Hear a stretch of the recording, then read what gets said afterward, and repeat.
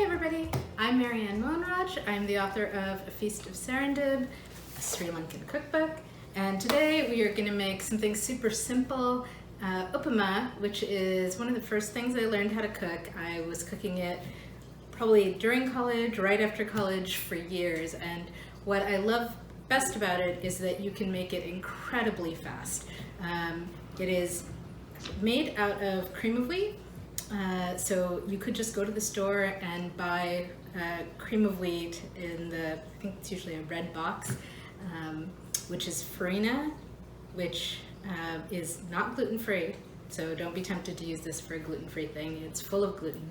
And or you can go to the Indian grocery store where it will be listed as uppuma. So I actually have taken a bag and put it in this jar, and I take out what I need when I need it. So as you can see in the picture, sometimes it has a lot of stuff in it, but first I was going to show you the version I made when I was in college was usually even simpler than that.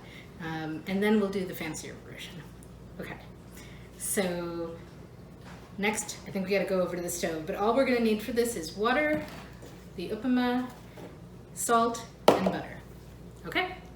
Okay, so we're at the stove and we're putting in water. We're going to bring that to a boil, and once it comes to a boil, we're almost done. It's that fast. So while it's doing that, I will tell you a couple things. One is that the main thing you need to remember is the ratio 3:2, because you need 3 cups of water to 2 cups of rava or uppuma, depending on what you're calling it, farina, cream of wheat, etc. Now, I did not actually put in 3 cups of water. I only put in half that because I didn't want to make that much of the plain version this time around, because I'm looking forward to the fancy version. So the plain version, I'm just making a half portion. So my daughter is videotaping this for me. So Kavya, can you tell the audience, if you cut 3 cups in half, how many do you have? 1.5. 1.5. So we put in 1.5 cups of water. And then we cut 2 cups of rava in half. That one should be easy. 1 cup of rava, right? So yes, 1.5 to 1. You're very smart. Despite being in the pandemic time, learning from home, somehow you managed to not forget everything that you should have learned. So uppuma is eaten for breakfast. It's a quick, easy breakfast. I also had it for lunch. I had it for dinner because I love it. And you put in 1 to 2 tablespoons of butter, so you can do that kind of at any point while the water is coming to a boil. You could put in more, and when your mama, when she was making things for a party, she might put in a whole stick of butter into a thing of uppuma. So that's a lot of butter. It did make it very delicious. So don't forget, you really do need some butter, at least a tablespoon, and definitely don't forget the salt.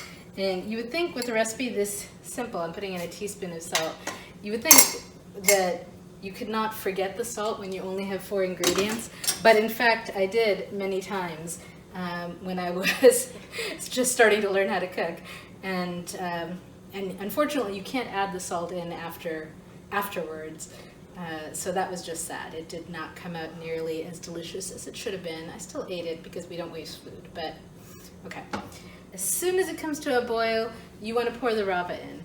If you wander away and come back, what will happen to the boiling water? I don't know. Okay, so you know when we have like a big pot of pasta water and we bring it to a boil, and sometimes it boils for a while before we get around to putting the pasta in?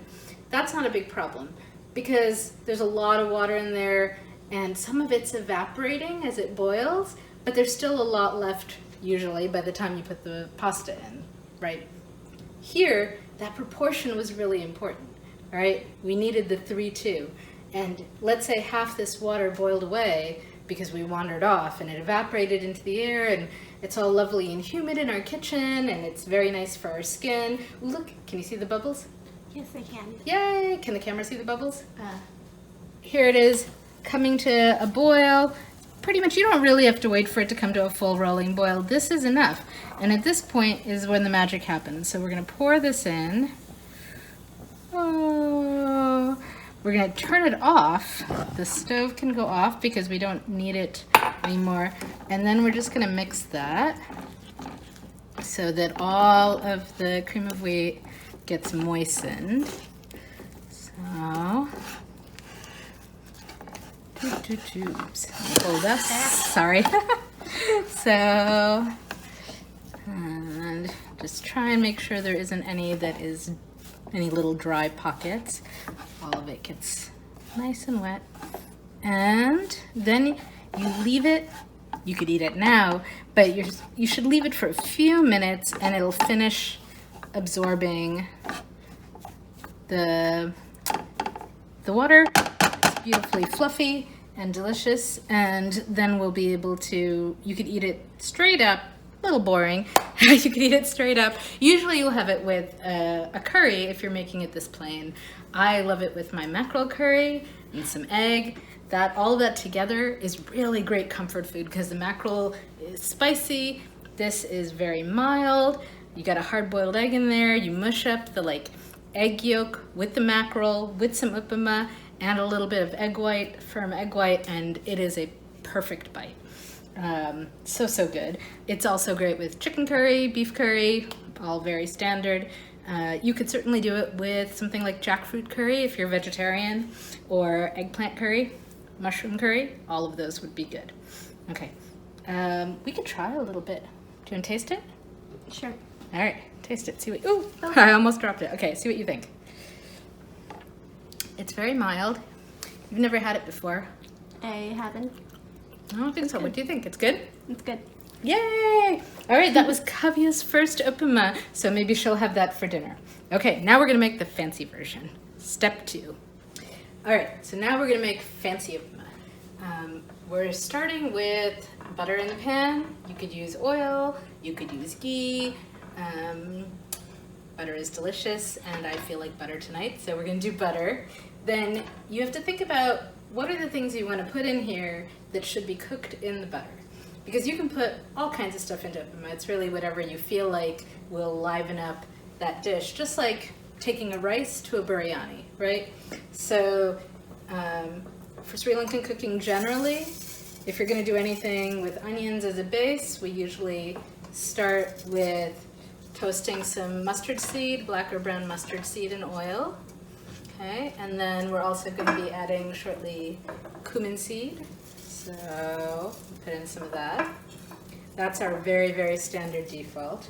And then I cleverly chopped the onions in advance because sometimes in these videos you end up watching me chop onions for a long time and I didn't think you really needed to watch that 20 times.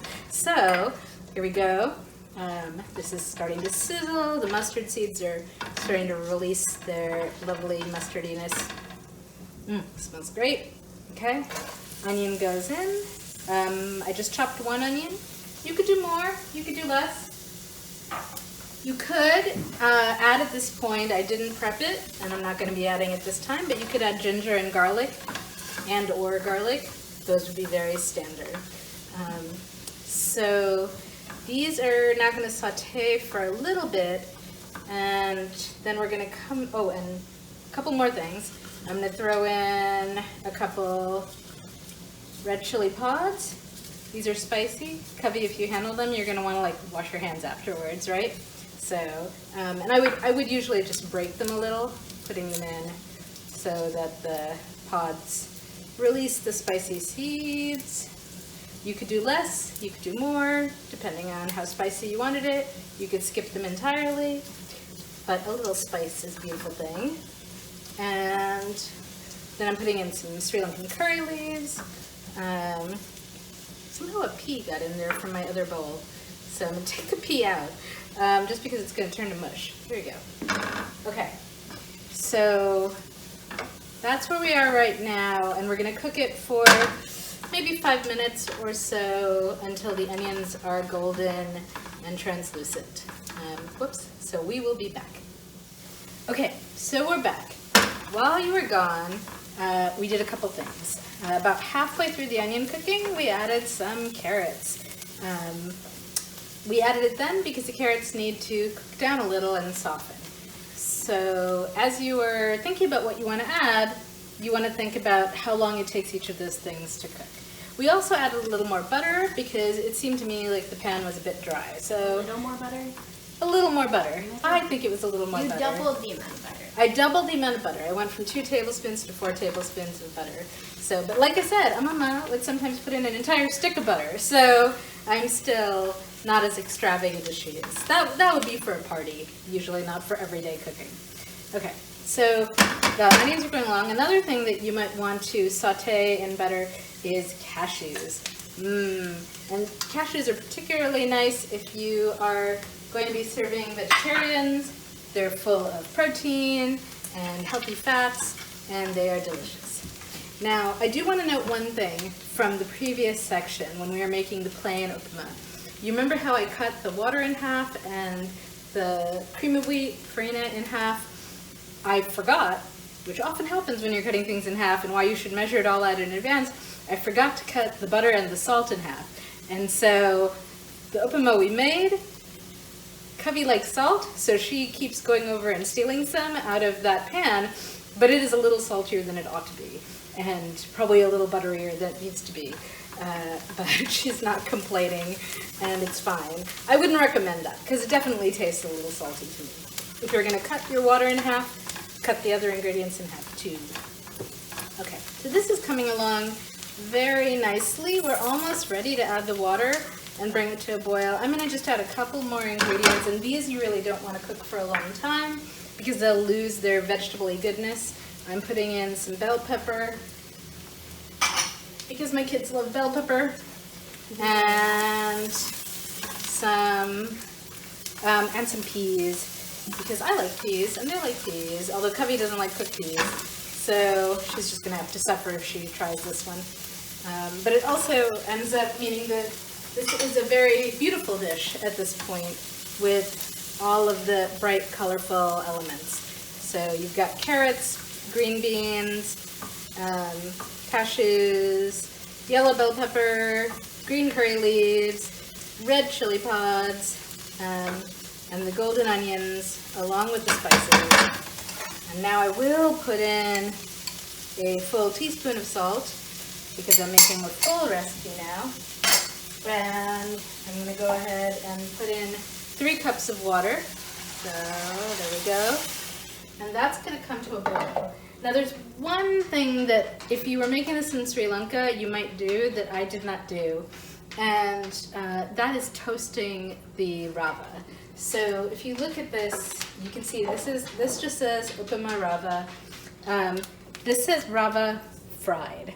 So what that means is that they've taken this grain that's been ground and they've toasted it in the pan. And usually when we toast grains, you might toast rice, you could toast nuts, it changes the flavor, it makes it more complex, often more interesting.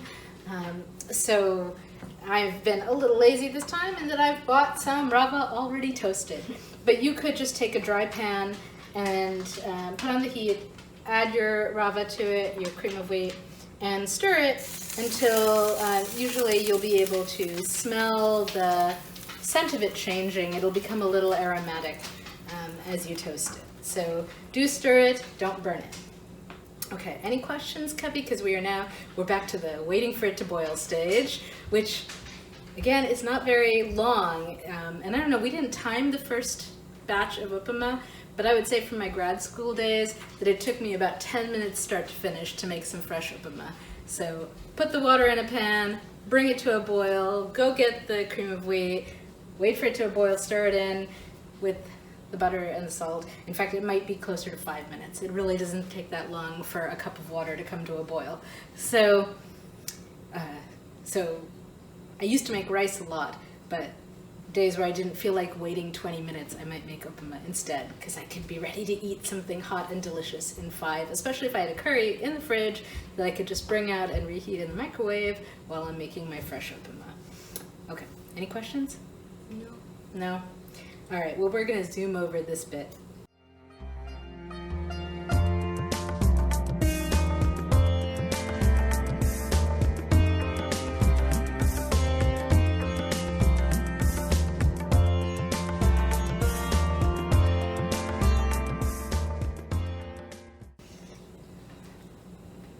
Tell me a joke. I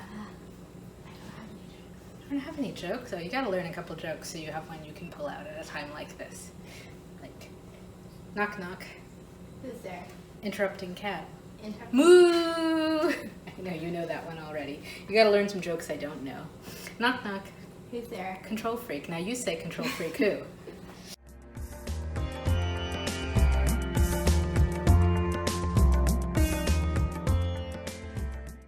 So we're back, and in the interim, we have cleaned up all of our stuff. I was teaching my daughter about the value of cleaning as you go, so you don't have as much to do. So you can actually get all of the dishes done, or almost all of them done, while you're waiting for this to come to a boil. And now it is boiling. I can't really tip it up to show you, but and all we're gonna do is we're gonna pour the rava in. Ooh. Beautiful. And then the same as last time, we're gonna stir 3 cups of water to 2 cups of uppuma rava, and this is made in Sri Lanka. It's made, I think it's really common all through South India. If you are traveling in, we're going to turn off the heat because we don't need that anymore. If you're traveling in South Asia and you're looking for something mild and soothing to eat, this is a great thing to order. It will generally be pretty safe because they're using water, but the water has been brought up to a boil. So if you've got a little bit of traveler's tummy, this is a great breakfast food to settle you. And as you can see, it's beautiful.